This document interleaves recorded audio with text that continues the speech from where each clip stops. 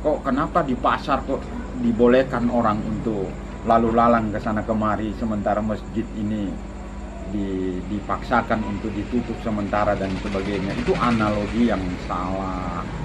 Artinya tidak mungkin ingin dibandingkan sesuatu yang mulia dengan yang tidak memiliki kemuliaan di dalam. Iya, masalahnya itu yang sekarang berkembang. Ya.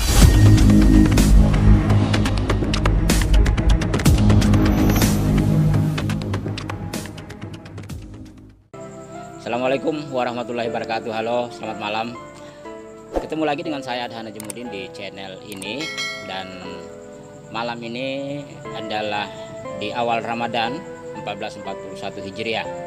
Tentunya Ramadan tahun ini berbeda dengan tahun-tahun sebelumnya, di mana ada nuansa yang sangat menyedihkan sebetulnya, karena kita harus banyak kegiatan yang kita tidak lakukan, kegiatan-kegiatan spiritual.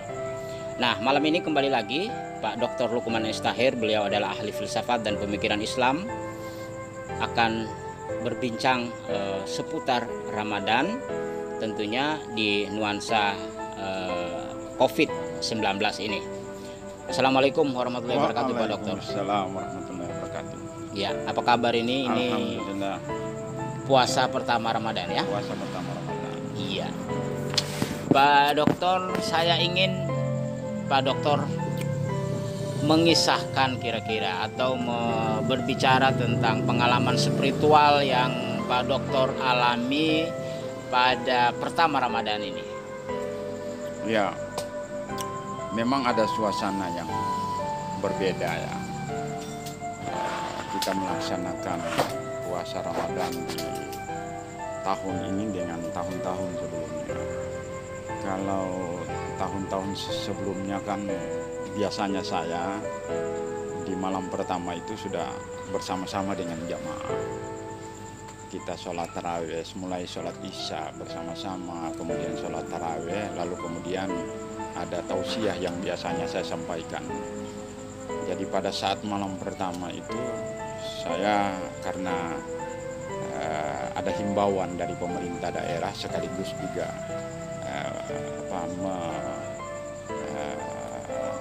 menerjemahkan ya, pemerintah menerjemahkan hasil keputusan dari MUI itu agar masyarakat di dalam situasi COVID-19 ini kan tidak melaksanakan sholat lagi di masjid.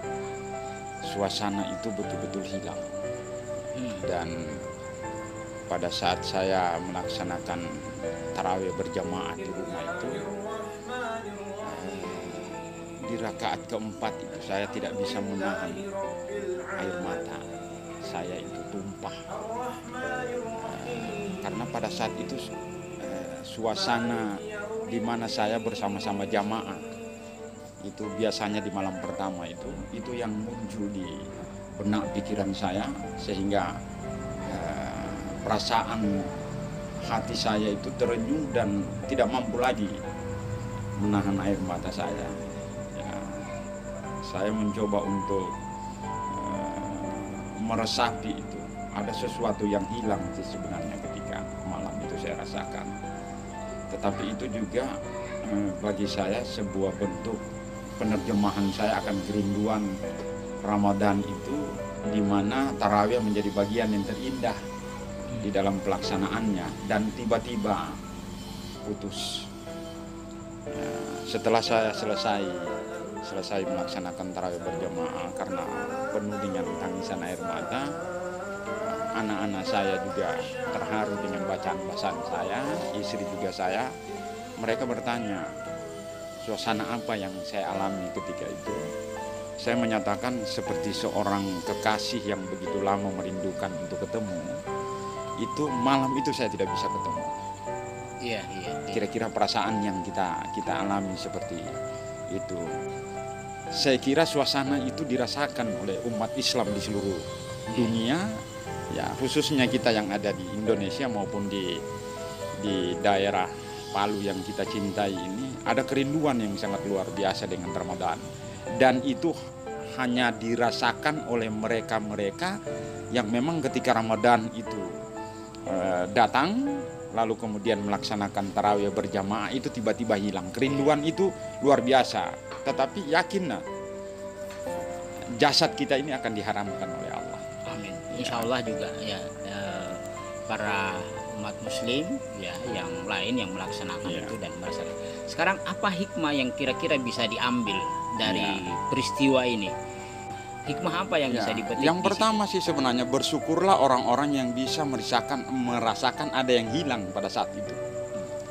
Kalau dia bisa merasakan ada yang hilang pada saat Ramadan pertama kita melakukan seperti ini, yakinilah bahwa insya Allah nanti di hari kemudian neraka itu akan mengharamkan jasad kita. Amin. Jadi berbahagialah mereka-mereka yang suasana keindahan yang hilang ketika itu, dan kemudian dia merasakannya, ini sesuatu yang sangat luar biasa. Nah, itu kira-kira maksud dari hadis Nabi yang dinyatakan Anda bergembira pun menghadapi Ramadan itu, suasana batin Anda itu ada sesuatu yang hilang, itu subhanallah luar biasa. Itu hikmah yang pertama. Hikmah yang kedua, sangat rugilah orang-orang yang apabila dengan datangnya Ramadan dengan suasana tidak membekas. Jadi dia tidak bisa membedakan suasana Ramadan yang sebelum Covid itu kemudian dengan suasana Ramadan yang berada di situasi Covid, dia tidak merasakan perbedaan ini. Sungguh merugi orang-orang yang seperti itu. Itu artinya bahwa ya tidak mesti harus di masjid dengan ramai-ramai kita jamaah misalnya dengan pelaksanaan tarwih, lalu kemudian kita merasakan ada nuansa spiritual yang cukup dalam, tetapi juga ternyata di rumah kita merasakan nuansa spiritual yang cukup dalam. Luar biasa. Jadi spiritualitas yang sebenarnya tidak dibatasi oleh tempat. Karena itu juga saya ingin menyatakan sih sebenarnya tidak benar kalau kemudian ada beberapa orang-orang atau tulisan-tulisan yang menyatakan, yang mencoba menganalogikan antara masjid dengan pasar. Misalnya dikatakan, kok kenapa di pasar kok dibolehkan orang untuk lalu lalang ke sana kemari, sementara masjid ini dipaksakan untuk ditutup sementara dan sebagainya. Itu analogi yang salah. Artinya tidak mungkin ingin dibandingkan sesuatu yang mulia dengan yang tidak memiliki kemuliaan di dalam. Masalahnya itu yang sekarang berkembang. Itu sama dengan ingin membandingkan antara batu permata itu dengan batu kerikil. Bagaimana mau membandingkan antara batu permata dengan batu kerikil? Yang satu memiliki kemuliaan yang luar biasa, di mana masjid itu tempat para malaikat turun, tempat rahmat itu turun. Kemudian pasar itu adalah tempat yang sebenarnya banyak kefasikan di dalamnya. Dan jangan lupa bahwa dalam hadis Nabi itu jelas dinyatakan bahwa Allah sangat mencintai masjid, lalu kemudian sangat membenci yang namanya pasar. Nah, mau dibandingkan antar sesuatu yang dicintai oleh Allah dengan yang tidak dicintai, ini kan analogi yang keliru sih sebenarnya. Sebetulnya apakah ini memang problemnya ada pada tempatnya, pasar dan masjid, atau pada keputusan pemerintah untuk jangan dulu masuk masjid dah supaya aman kita? Nah, sebenarnya kan persoalannya karena situasinya yang tidak normal. Karena situasinya ini tidak normal, yang dimana kita lebih mengutamakan mencegah jangan sampai terjadinya yang namanya wabah ini. Pusat penyebarannya itu kan sangat cepat sekali. Itu yang dihindari. Jadi darul mafasid muqaddam ala jalbil masalih. Kita mendahulukan yang namanya itu mencegah yang namanya wabah Covid itu dibanding kemaslahatan dengan kita sholat berjamaah. Nah, kemungkinan kemaslahatannya itu justru bukan kita dapati di situ. Kalau dalam ayat lain itu kan, kalau dalam Al-Quran kan di surah Al-Baqarah kalau saya tidak keliru ayat 195, jangan kalian mencemplungkan diri kalian di dalam yang namanya kebinasaan. Ini salah satu dalil sih sebenarnya yang dipakai. Tapi kan Pak Dokter sebetulnya tidak ada jaminan juga kalau misalnya di pasar, di pusat-pusat perbelanjaan lain itu misalnya, ya kita bisa aman dari paparan corona ini. Di situ sebetulnya masalahnya. Jadi saya secara pribadi melihat ini apa namanya, problemnya ada pertemuan orang-orang. Iya. Di masjid ada bertemu orang-orang, di pasar juga bertemu, di pusat perbelanjaan lain juga ada. Jadi ada pertemuan orang-orang sebenarnya. Jangan lupa, itulah yang saya katakan analoginya itu keliru. Kalau masjid itu bisa di tempat ada penggantinya. Iya, iya.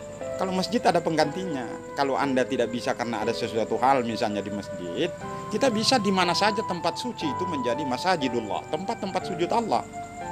Ya, bisa rumah dan sebagainya. Kalau pasar tidak ada penggantinya. Iya, iya. Nah, jadi makanya analogi ini sangat tidak tepat mau membandingkan antara permata tadi dengan batu biasa gitu. Kemudian kalau di pasar itu kan lokasinya lebih luas, lebih besar dibanding dengan masjid. Itu kalau orang di masjid itu sholat itu harus sawu sufufakum, bagaimana kita itu saling merapat. Nah, ya kan Berarti begitu. tidak benar juga misalnya kalau kita masjid karena menjaga COVID, Ya, lalu kemudian udah deh jarak safnya kita 1 meter. ya Itu gimana? seharusnya kalau kita pahami berislam itu kan kita diberi kemudahan oleh Allah. Yuridullah bikumul yusra wala yuridu bikumul us. Kita diberi kemudahan bagi Allah kalau kemudian dimungkinkan di tempat itu yang pusat penyebaran COVID itu terjadi, ada tempat lain. Nah, jadi mencegah ini itu yang mungkin menjadi dasar utamanya, mencegah yang namanya bahaya itu lebih didahulukan daripada kemaslahatan. Ya, ada juga sebagian mungkin teman-teman kita juga tidak bisa menyalahkan sepenuhnya karena tarawih ini bagian dari keindahan Ramadan. Ya, itu bisa terjadi kalau memang suasananya normal. Tapi kalau suasananya seperti sekarang ini, karena tidak ada yang bisa menjamin orang yang datang di situ itu adalah bersih dari yang namanya terinfeksi corona atau tidak. Nah, kalau ada salah satu misalnya yang kemudian akan terjadi pusat penyebaran, itu tadi yang dimaksud dalam Al-Quran itu, jangan mencemplungkan diri kita itu di dalam kebinasaan. Berarti kita harus berikhtiar di mana masjid itu ada tempat-tempat yang lain yang kita bisa gantikan. Kalau pasar tidak bisa diganti, sudah di situ memang tempatnya, belum lagi dia luas dan sebagainya sehingga social distancingnya itu ada, bisa diatur jaraknya. Nah, kalau di masjid itu ya kalau Allah sendiri menghendaki kemudahan dengan kita, kenapa kita mau mempersulit diri dengan harus menjaga jarak? Iya. Ya, Problemnya ya, sholat di rumah ada aja yang lah. berpendapat begini. Kan di masjid itu kita masuk ke dalam bersih, Ya, wudhu, ya, lepas alas kaki, ya kan? ya. Dan pakaian kita juga bersih. Justru di sana tempat kebersihan begitu, tempat orang-orang yang memang bersih begitu.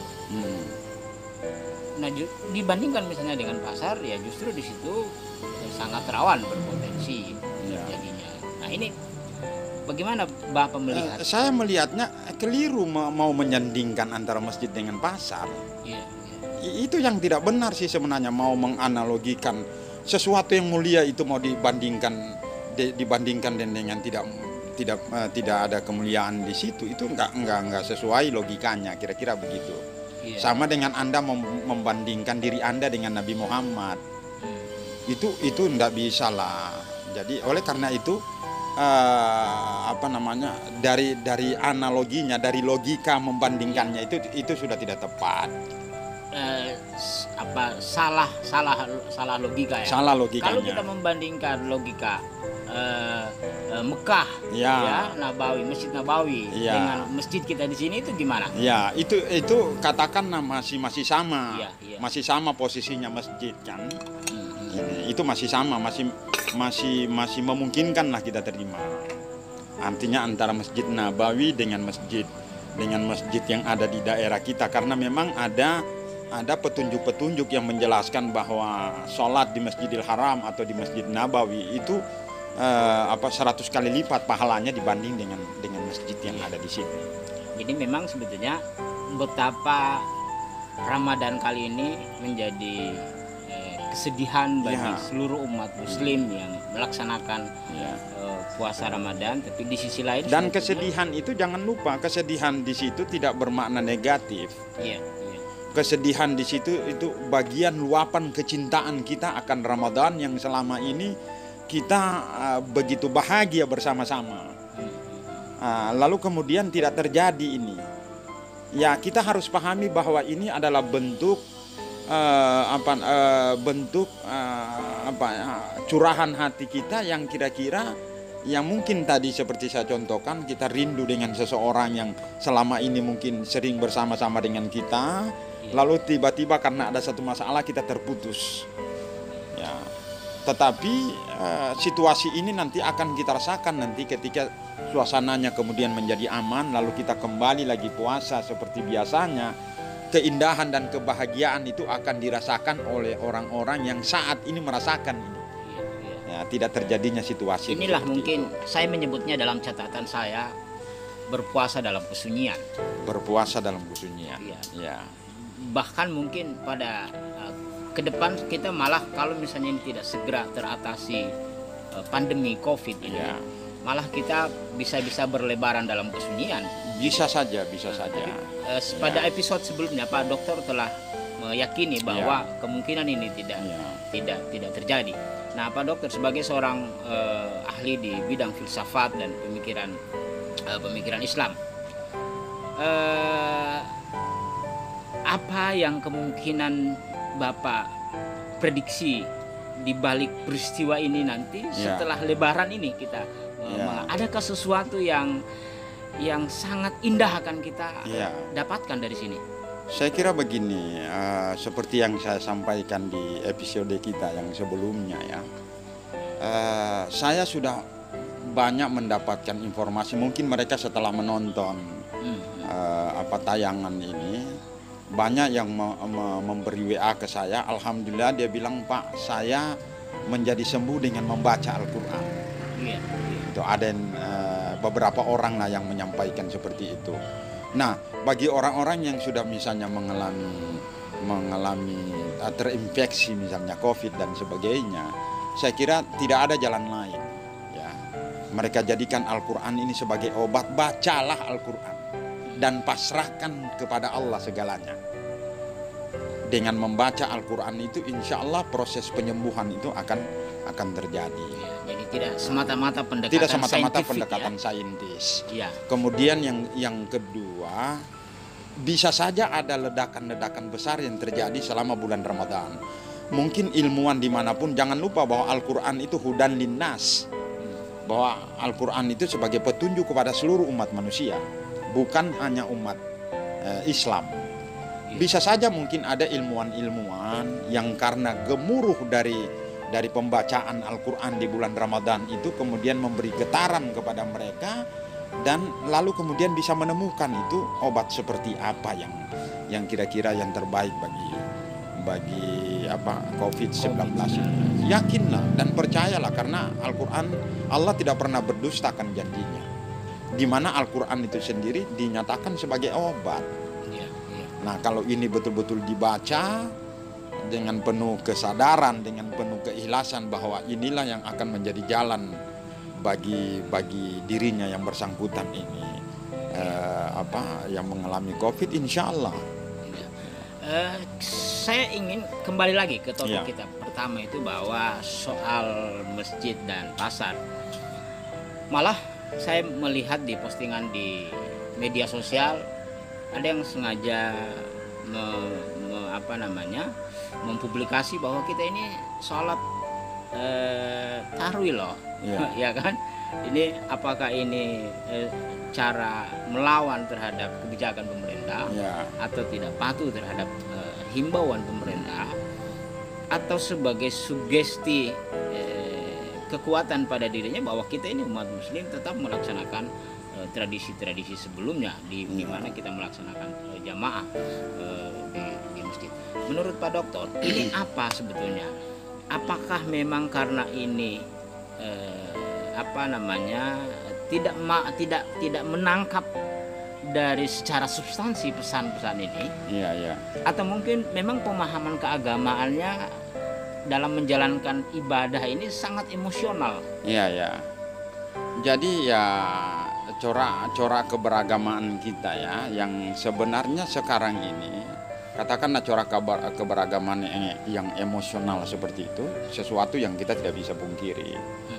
Ya, tetapi kan Islam itu memberi ruang kepada kita, ya, memberi ruang kepada kita untuk kemudian dengan cerdas memaknai persoalan yang kita hadapi, wabah itu dengan diberikan kemudahan-kemudahan. Saya sangat percaya ya, mungkin kalau agama-agama lain bermasalah dalam aspek seperti ini, tapi kalau Islam itu kan sangat detail, dia menjelaskan ini, memberikan kemudahan-kemudahan kepada orang-orang yang berpuasa misalnya hanya karena kecenderungan emosionalnya bahwa yang namanya Ramadan itu harus di masjid dan sebagainya, ya.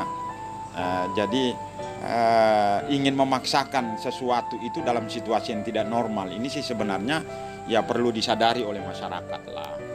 Karena sekarang juga sudah tidak bisa dibohongi masyarakat ini, ditutup-tutupi.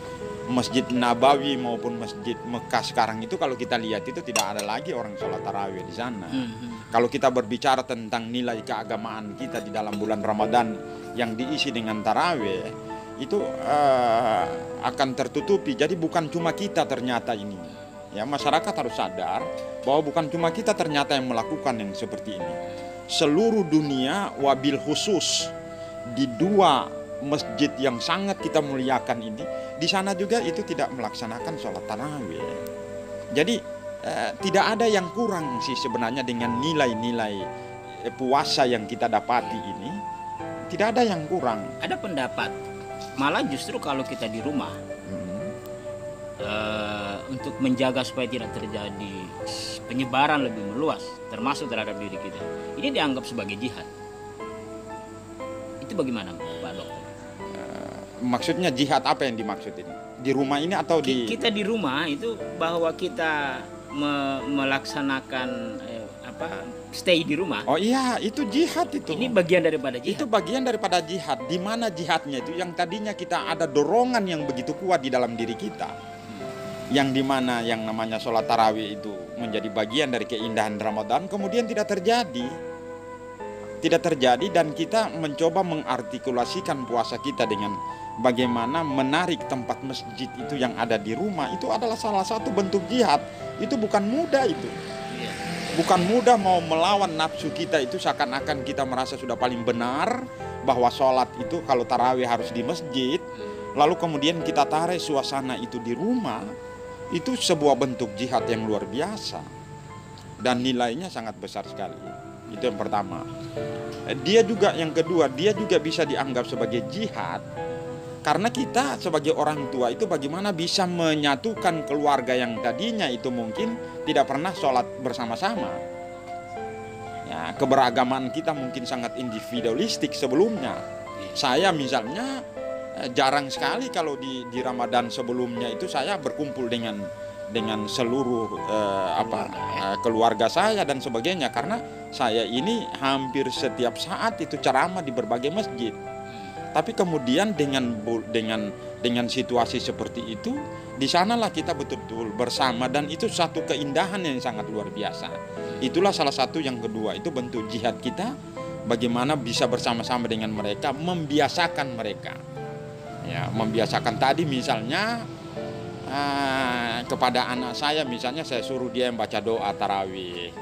Iya kan begitu. Jadi ada pembiasaan yang kita praktekkan langsung yang sebelumnya itu belum pernah terjadi. Nah, ini sebuah bentuk jihad yang sangat luar biasa terhadap anak-anak saya untuk bagaimana mengawal mereka itu memahami betul itu makna tarawih, memahami betul itu kegiatan-kegiatan rutinitas di tarawih itu dengan melibatkan mereka untuk menjadi bagian dari sholat tarawih itu sendiri. Dan itu makna kebersamaan. Makna kebersamaan dalam bertarawih di rumah ya, itu bertarawih di rumah. Jadi jangan khawatir, tidak berarti mengurangi pahala. Ya, tidak kita. Mengurangi pahala. Malah kita. Justru subhanallah. Di situ ada perjuangan berat. Ada perjuangan berat di situ. Ada perjuangan berat. Perjuangan emosi kita yang tidak bisa yang tadinya ada kerinduan untuk bersama-sama dengan jamaah itu, Iya. itu kita melawan emosi kita itu, kita melawan nafsu keberagamaan kita ini untuk tampil di sana. Ini bentuk jihad yang luar biasa. Ya, lalu kemudian bentuk jihad yang kedua juga, bagaimana kita dipaksa orang tua ini untuk bagaimana mengajak kepada anak-anak kita untuk melaksanakan pendidikan secara langsung kepada anak-anak. Yang ketiga, bagi mereka-mereka ini yang penting diketahui, Iya. dan mungkin juga menjadi kendala bagi masyarakat awam yang kira-kira ada yang pernah menanyakan ke saya melalui hubungan kontak langsung kepada saya, bagaimana misalnya kalau kita ini tidak tahu ini mau mempraktekkan ini tarawih ini. Iya. Makanya biasanya kita ingin berjamaah ini supaya cuma mengikut saja. Iya. Saya katakan, nah itu bentuk jihad yang ketiga. Iya. Jadi orang tua mungkin yang belum tahu atau masyarakat yang belum tahu, maka salah satu yang positif yang dia harus lakukan, dia ya kalau mungkin dia tidak mengetahui praktek itu, bisa saja anaknya tahu. Iya. Bisa saja anaknya tahu sehingga dia minta anaknya yang akan jadi imam. Ya kan? Artinya ada kemerdekaan berpendapat yang terjadi pada saat dalam ruang-ruang suasana spiritual atau ibadah di rumah itu. Kalau juga misalnya anaknya tidak tahu, maka orang tua itu mungkin dengan sendirinya saya kira dia karena kerinduan yang mau berjamaah tadi susah untuk dipenuhi, maka mau tidak mau orang tua itu akan belajar ini kira-kira bagaimana sholatnya, yang tarawih dan sebagainya. Tetapi yang paling penting barangkali begini, itulah bagaimana Islam memberikan kemudahan kepada kita. Yang penting saya kira bagi masyarakat dimanapun berada, kalau misalnya tidak tahu, diupayakan paling tidak dia menghafal atau mengetahui itu surah Al-Fatihah. Al-Fatihah saja dibaca. Al-Fatihah saja dibaca. Rakaat itu sudah selesai. Sudah selesai. Karena Nabi katakan la sholata liman lam yaqra bi Fatihatil Kitab. Tidak ada sholat itu kalau tidak membaca Al-Fatihah. Jadi misalnya dia setelah dia berniat itu bisa kalau dia tidak bisa misalnya usolli sunnat tarawih rakaatain misalnya, wah saya Ustadz tidak tahu begini. Dalam hati kita berniat untuk melaksanakan sholat sunnah 2 rakaat, sholat sunnah tarawih 2 rakaat, lalu kemudian Allahu Akbar, kemudian baca Fatihah. Dia tidak tahu juga misalnya takbiratul ihram, langsung saja kepada yang Fatihah.